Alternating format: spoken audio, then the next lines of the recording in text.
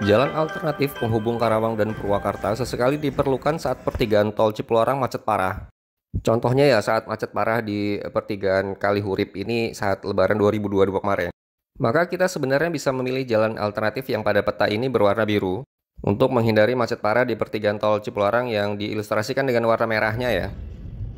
Vlog perjalanan ini adalah contoh saat kami pulang dari Bandung menuju Bekasi. Kami sengaja lewatkan jalan alternatif yang tadi kami sebutkan. Saat itu kami keluar di gerbang tol Jatiluhur.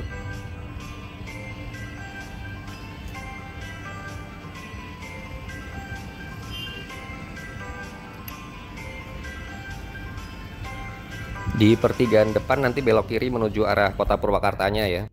Masuk gerbang kota Purwakarta, Indung Rahayu, gerbang Indung Rahayu.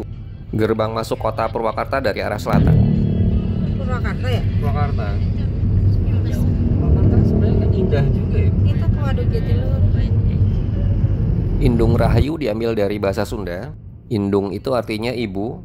Rahayu atau karahayuan itu berarti keselamatan.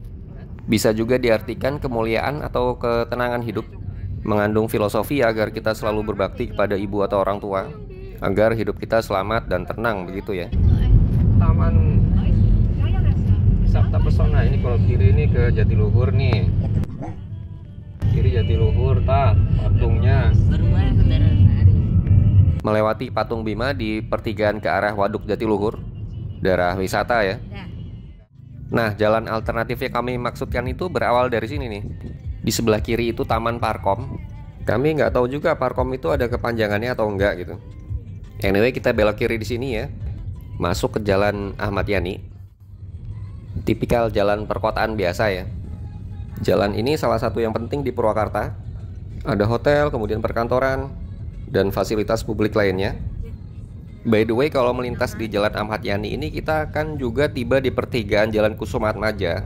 Belok kanan di sana kita bisa ke arah alun-alun Purwakarta. Itu sudah dekat banget dengan lokasi Taman Air Mancur Sri Baduga yang terkenal ya. Tepatnya di area Situ Bulut. Continue straight. Saat ini kawasan di seputaran pusat kota Purwakarta itu menjadi spot wisata Purwakarta yang ngehits deh. Kita ambil arah kiri di pertigaan Jalan Ibrahim Singadilaga ini, terus ke utara ya. Ambil arah kiri lagi di simpang Jalan Taman Pahlawan. Dinamakan demikian karena memang ada Taman Makam Pahlawan di jalan ini, di sebelah kiri jalan. Taman Makam Pahlawan Sirnaraga namanya. Luas areanya sekitar 1 hektar dan dari reviewnya sih perawatannya baik banget di sini. Ini dia di sebelah kiri jalan ya, Sirnaraga. Kami hanya melintas saja. Terus ke utara kita melintasi daerah Maracang namanya. Karawang via Kosambi 31 Karawangnya. Di Maracang ini kita akan melewati jalan tol lagi. Ya via jembatan layang yang ini ya. Di bawah ya tol Cipularang. Sejauh ini dari pertigaan Taman Parkom tadi kondisi jalannya baik. Saat itu alhamdulillah nggak terlalu macet juga. Lancar malah. Continue straight. Mau dengar film ini tuh Pak? Apa? Curug Karawang. Wisata Jatiluhur. Emang gitu? Di sebelah kiri ada tugu tentara dan harimau yang sayangnya kami nggak dapat data itu apa gitu. Di rute ini ternyata banyak banget jajanan loh di kiri kanan jalan. Kalau mau berhenti bisa di mana aja sih. Melewati SMK 1 Purwakarta. Tadi di sebelah kanan jalan ya. Ini suasana jalannya udah tipikal luar kota nggak sih? Kayaknya sih ya. Kalau lihat di peta, Jalan Taman Pahlawan ini kemudian berubah menjadi namanya menjadi jalan industri gitu. Seharusnya sih karena memang cukup banyak industri yang berada di sekitaran sini. Tapi so far belum kelihatan sih.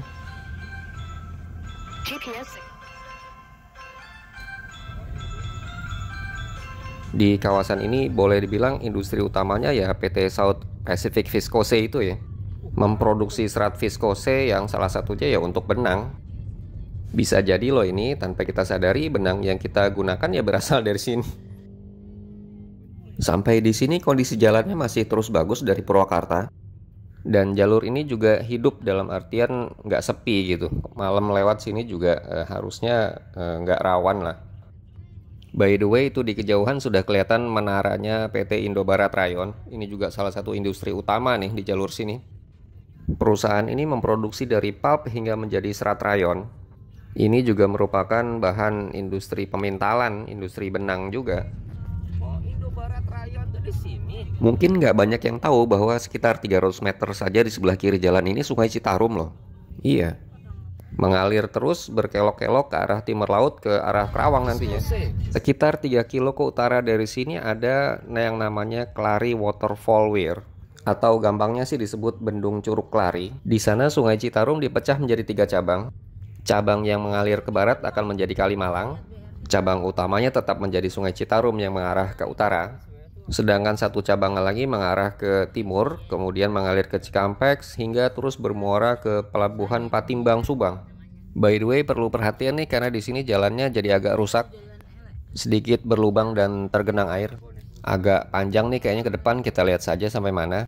Baru di sini nih di jalur ini kami menemukan ada jalan yang agak rusak. Lokasinya berarti tadi nggak jauh setelah melewati Indobarat Rayon ya.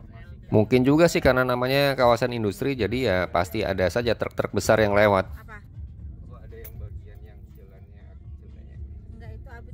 By the way, sambil sedikit terguncang di mobil, ini ada sedikit yang menarik loh tentang Sungai Citarum yang ada di sepanjang jalur ini. Karena jalur ini sebenarnya juga menjadi akses menuju ke Situ Cipule. Itu nama sebuah danau di tepian Citarum. Bentuk danaunya memanjang utara selatan sepanjang sekitar 2 kilo. Danau ini sering dijadikan venue penyelenggaraan olahraga air, seperti ski air atau dayung, pada ajang SEA Games atau Asian Games gitu. Informasi saja bahwa danau ini bukan alami ya, ini buatan. Dulunya adalah area tambang pasir.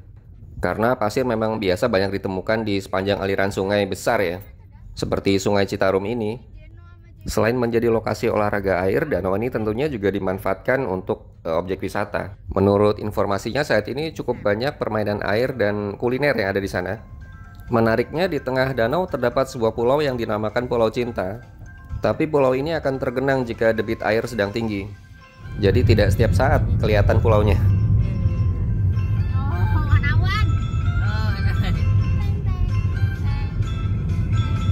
Oke, kami jalan terus menyusuri jalur ini. Alfatra. Jalan rusaknya sudah lewat ya, sekarang bagus lagi. Di segmen ini jalannya cukup berkelok-kelok. Di beberapa bagian pepohonan juga cukup rindang. Jalan terus ke arah utara. Kembali masuk di trek lurus. Jalanannya juga secara umum baik terus ya, walaupun di beberapa spot ya ada aja sih yang bergelombang seperti ini. Kalau kami ukur di peta, panjang jalur ini dari Simpang Parkom tadi ya di Purwakarta sampai ke nanti ke Kosambi lah di Kerawang itu 25 km. Estimasi waktu by Google Maps sih kalau lancar sekitar 45 menit. Terus terang ini adalah kali pertama kami mencoba jalur ini. By the way, di sini kita melewati persawahan lagi loh. Kerawang memang terkenal sebagai lumbung padi ya. Tidak hanya di Jawa Barat tapi juga nasional sepertinya. Masih luas banget nih persawahan di sini. Mudah-mudahan tetap bertahan ya, jadi nggak semuanya terindustrialisasi gitu. Balik lagi ke kondisi jalurnya, secara umum datar gitu, tidak terlalu berkelok-kelok. Kondisi jalan juga ya 90% sih bagus lah. Mau naik motor atau mobil lewat sini juga aman. Bolehlah ini dijadikan jalur alternatif ya kalau di tol sedang macet. Karena biasanya kalau di tol Cipularangnya macet, maka jalan raya Purwakartanya itu yang lewat Cikampek, kemudian Simpang Mutiara, Veteran itu juga padat juga. Jadi boleh dicoba lewat jalur ini. Nah, ini kita sudah sampai di daerah Kosambi, Kerawang. Titik akhir dari jalan tembus ini. Pertigaan di depan itu sudah jalur Pantura, jalan biasa. Kalau ke kanan ke arah Cikampek ya Cirebon. Karena kami mau pulang ke Bekasi ya belok kiri di sini. Tuh suasananya udah Pantura wannabe banget ya. Oke, that's all for now guys. Mudah-mudahan bisa menjadi informasi dan referensi perjalanan Anda.